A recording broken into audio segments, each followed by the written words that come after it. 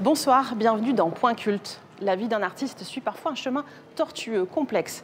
C'est le cas d'Aurélie Saada, que vous connaissez mieux sous son nom de scène. C'était la chanteuse du duo Brigitte. Pour se rafraîchir la mémoire, je vous propose d'écouter un petit extrait. J'ai tellement besoin d'amour, de tes bras, de ta voix de velours. Sortez. Aujourd'hui, Aurélie Saada est toujours sur scène, mais sur celle du théâtre d'Antea pour interpréter Personne d'autre. C'est l'histoire d'une femme blessée, humiliée, qui écrit une lettre de mariage à l'homme qui l'a délaissée pour une autre. On découvre alors une autre facette de cet artiste. Ce sera une lettre qui ne prétend rien demander, ni condamner, ni expliquer, ni déplorer, mais simplement exprimer un immense étonnement devant cette vie commune, aujourd'hui embrassée du regard, perçue et estimée à sa juste valeur, mais qui se clôt sur la promesse chuchotée, sur le commandement chuchoté. À la fin, il n'y aura que nous, personne d'autre. Personne d'autre, c'est le titre de cette pièce. Aurélie Saada interprète une femme déchirée par sa rupture amoureuse. Elle écrit une lettre à l'homme qui va se marier avec une femme plus jeune, une lettre impossible à écrire qu'elle n'enverra jamais. Tu ne m'as jamais demandé de devenir ta femme. Pour mettre en scène ce monologue, il a fallu trouver des artifices. Daniel Benoît avait déjà mis en scène cette nouvelle du dramaturge allemand Boto Strauss.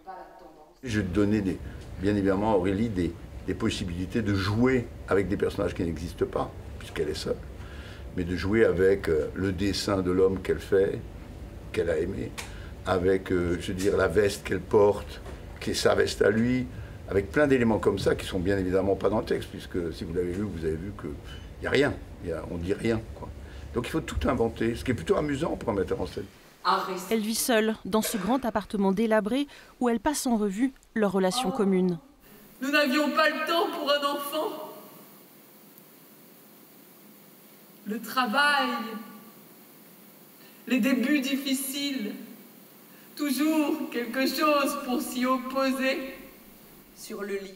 Une femme bouleversée, traversée par toutes les émotions, le souvenir, la colère, la souffrance aussi, jusqu'au manque obsessionnel de l'autre. Oh mon Dieu, qu'avons-nous fait? Mon cœur, m'entends-tu?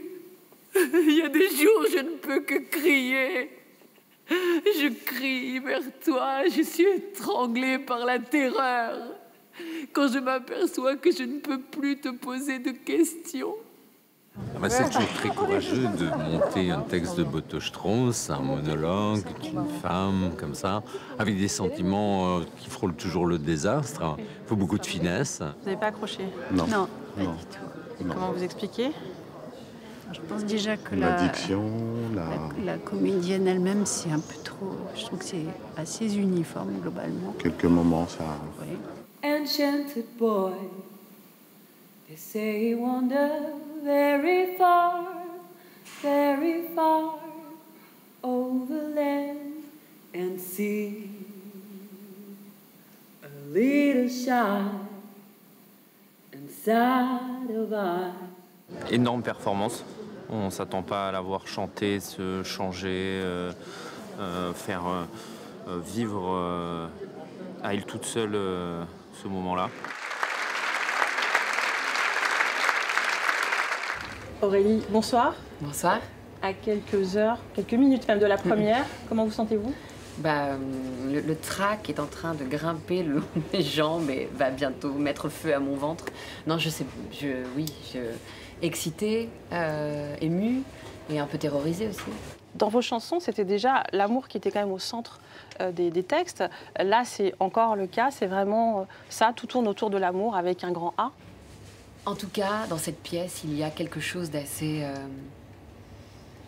incroyable. Quand on a vécu une rupture amoureuse et qu'on se retrouve seul avec les souvenirs pour deux, il y a comme ça quelque chose de très de très troublant. Il plane sur nous des questions immenses qu'on a envie de poser à l'autre et qu'on ne peut plus. Cette personne qui a été notre maison, notre intime, tout d'un coup, semble un étranger. Et je comprends cette femme qui cherche à conserver quelque chose, à garder le lien ou à questionner ce qui est en train de se passer. Qu'est-ce qu'on vous souhaite pour 2025? De continuer à briller sur les planches avec ce texte sublime, justement? C'est une vraie joie de le jouer là. J'ai appris hier que nous allions le jouer aussi à Paris à partir du 19 février. Donc c'est une histoire qui est en train de s'écrire. Et c'est une vraie révélation pour moi, en tout cas, le théâtre. Et justement, Élie, on finit cette émission avec une citation tirée du très beau texte de Boto Strauss qui dit « Tu es heureux et aveugle, je suis malheureuse et je vois ». Beau spectacle, belle soirée.